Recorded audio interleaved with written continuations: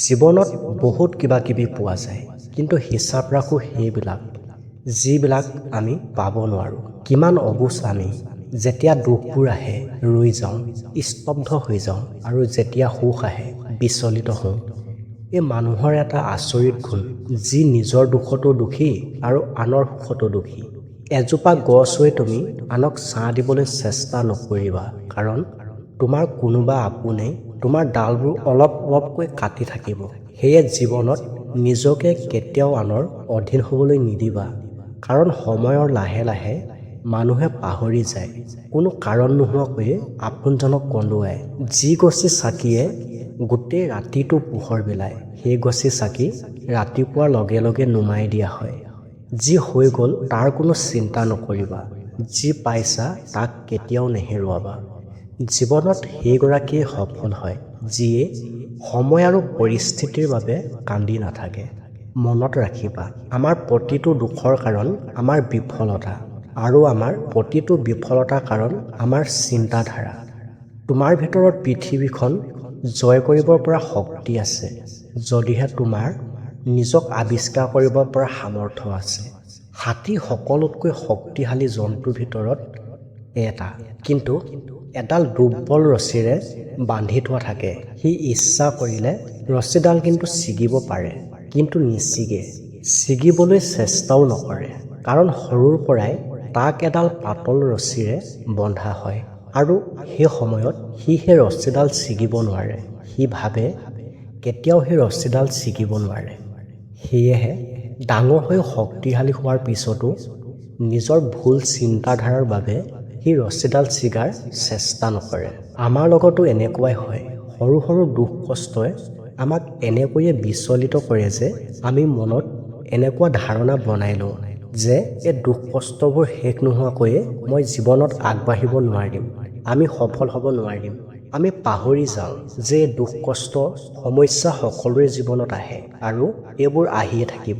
আমি পাহৰি যাওঁ যে দুখ কষ্টৰ সমস্যা সকলোৰে জীৱনত আহে, আৰু সেইবোৰ আহিয়ে থাকিব। যদি আমি উদাস হৈ চিন্তা কৰি বহি থাকোঁ, তেন্তে সম্পূৰ্ণ জীৱনৰ লগতে অমূল্য সময় এনেদৰে ভাবি ভাবিয়ে নষ্ট কৰিব লাগিব, আৰু শেষত কেৱল আফচোচ আৰু অসফলতা থাকি যাব। সেয়ে জীৱনত ৰিস্ক ল'বলৈ ভয় নকৰিব।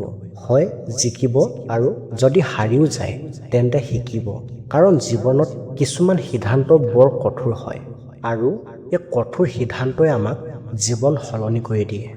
সফলতাৰ বাবে তিনিটা বস্তু অতি প্ৰয়োজন: কঠিন সময়, সঠিক সিদ্ধান্ত, আৰু সঠিক চিন্তাধাৰাই।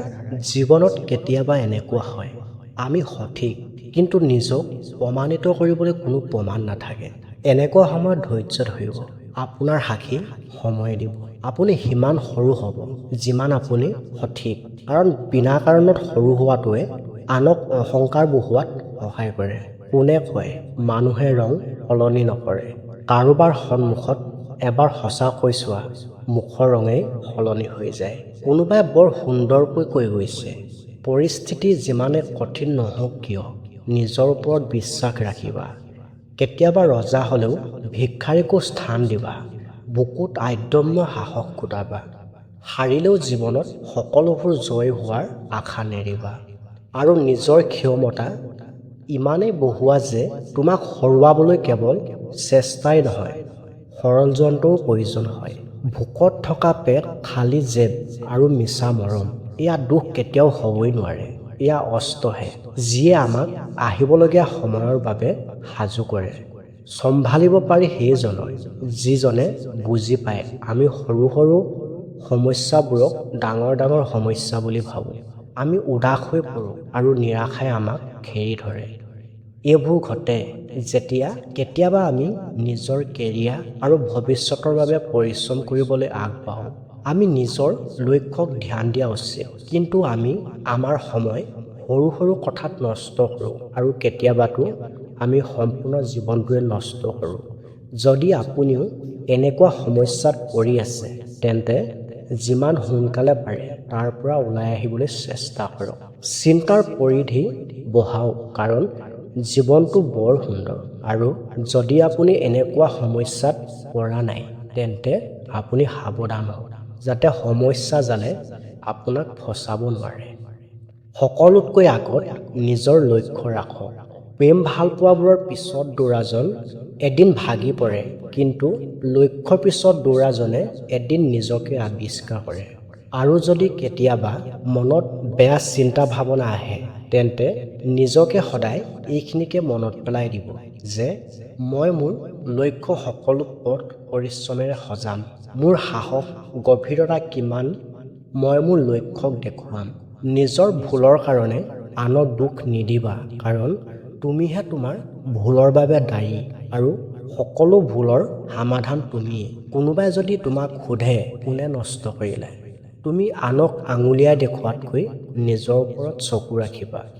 মোৰ সপোন বাস্তৱ নহ'ব পাৰে, তথাপিও মই ভাগৰা নাই। জীৱনত কেতিয়াও হাৰি যোৱা নাই আৰু নাহাৰো। কেতিয়াও সাহস কম নকৰোঁ, সাহস কম কৰা নাই আৰু কেতিয়াও সাহস কম কৰা নাই।